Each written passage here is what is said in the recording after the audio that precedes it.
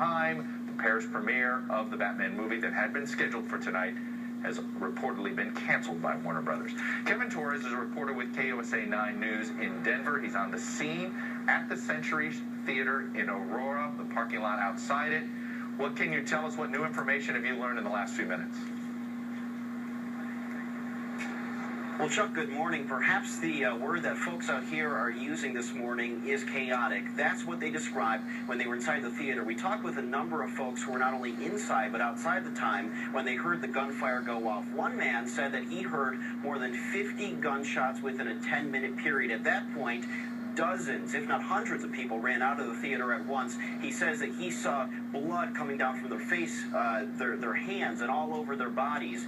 We also spoke with one lady who says that she was just plain lucky because she was supposed to be in that theater, but her friend's credit card got declined. Instead, when they were able to get more money, they ended up going to the 12:10 a.m. showing, which was in Theater 8, which was right next door. At that point, a police officer, she said, walked in with a gun and said, "Everybody get out of here." Everybody, like you said, you were talking about this earlier, about how people thought that that was part of the movie, that they thought this was some sort of gimmick that happened during the showing of the movie. But they soon realized, once everybody started rushing out, this lady said that she saw a woman who had bullet wounds in her, and she was screaming. A lot of folks out here were crying at the time as well, and she said that she stared into this one lady's eyes, gazing into them, and she said that she will never forget the look of horror that she saw out here. At this hour, we're still waiting to hear from the chief of police from the Aurora Police Department, who's going to update us on the latest information. As you said, 14 people have died in this incident, 10 inside the theater and 4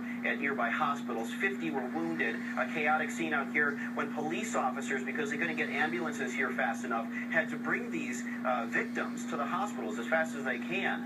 One other thing out here, Chuck, that is very, very eerie this morning, and I'm not sure if you folks can hear it in the background, but there is a siren going off.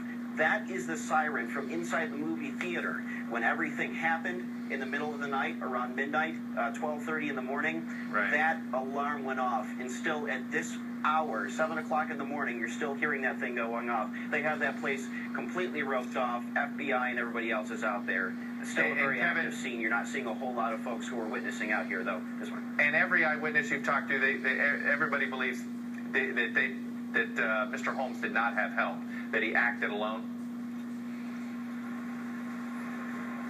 You know, that was the scary part for a lot of folks, because there was rumors at one point that there was a second person involved. And, of course, from what police say, he was wearing a costume. So everybody was looking at everybody else in the theater who was wearing a costume, obviously being a Batman movie. A lot of folks were dressed up for this thing. So nobody knew exactly what was going on. And as they were leaving the theater, everybody thought that there was a device, an explosive device somewhere in the parking lot. So everybody was being rushed away from the parking lot.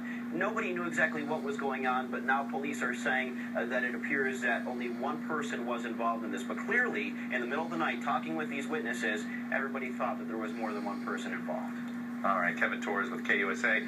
Kevin, thanks so much. We'll be checking back in.